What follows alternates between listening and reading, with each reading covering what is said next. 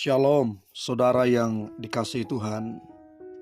Saya berdoa saudara dalam keadaan yang baik, dalam keadaan yang sehat, serta melimpah dengan ucapan syukur.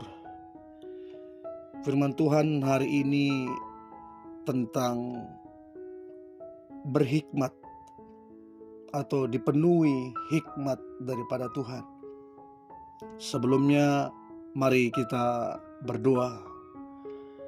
Terima kasih Tuhan Yesus yang baik, Tuhan kami sekaligus Bapa kami. Kalau kami ada sampai hari ini, sesungguhnya itu karena kemurahan Tuhan, karena kebaikan Tuhan. Ada rencana Tuhan yang besar yang sedang Tuhan kerjakan atas hidup kami. Tentunya itu rancangan yang baik. Dan hari ini kami mau dengar firman Tuhan. Urapi kami Tuhan, supaya kami mengerti firman-Mu, dan terlebih kami menjadi pelaku firman-Mu. Dalam nama Tuhan Yesus kami berdoa dan mengucap syukur. Amin.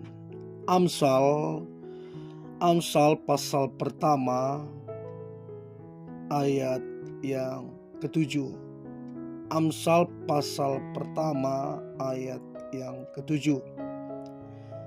Takut akan Tuhan adalah permulaan pengetahuan, tetapi orang bodoh menghina hikmat dan didikan. Saudara, jelas firman Tuhan berkata, takut akan Tuhan adalah permulaan pengetahuan, tetapi orang bodoh menghina hikmat dan didikan. Saudara, hikmat itu sangat diperlukan dalam kehidupan ini.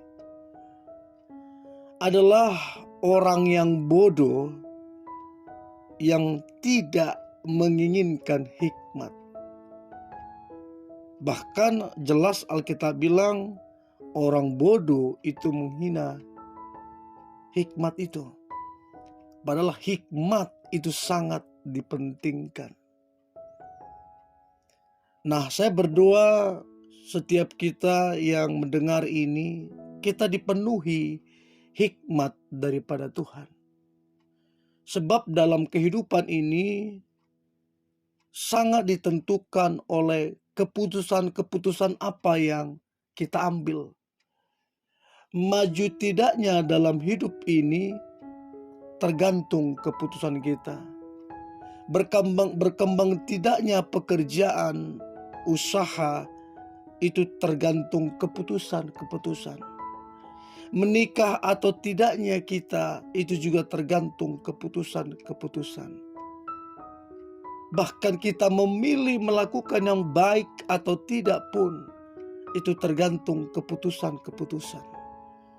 Kita mau menerima yang baik atau yang buruk, itu juga tergantung keputusan-keputusan.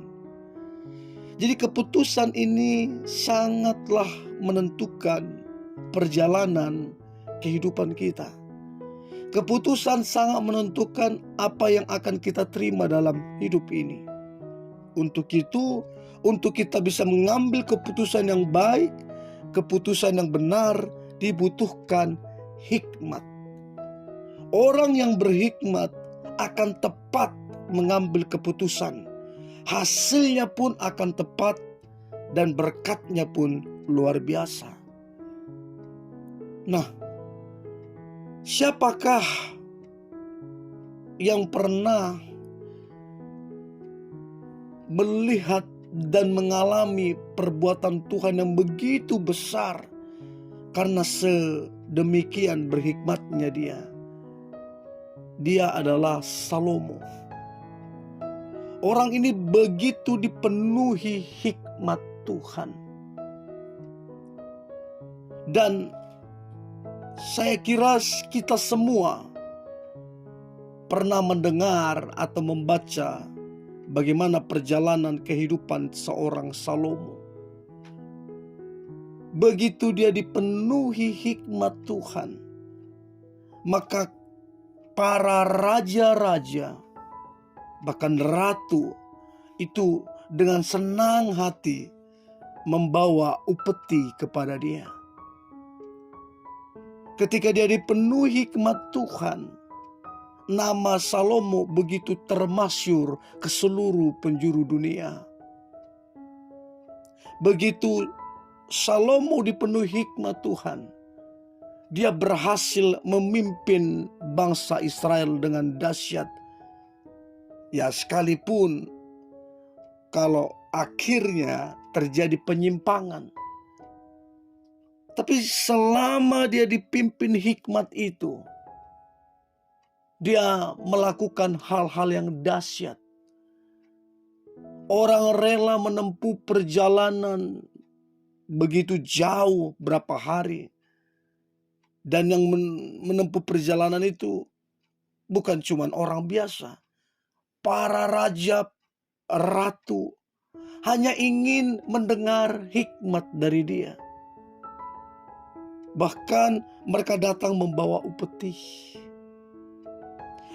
Alkitab bilang mereka semua para raja dan ratu itu, para bangsawan, mereka terkagum-kagum akan hikmat itu. Dan kalau kita mau selidiki, siapakah orang di muka bumi ini yang paling kaya di muka bumi ini yang pernah ada sampai detik ini?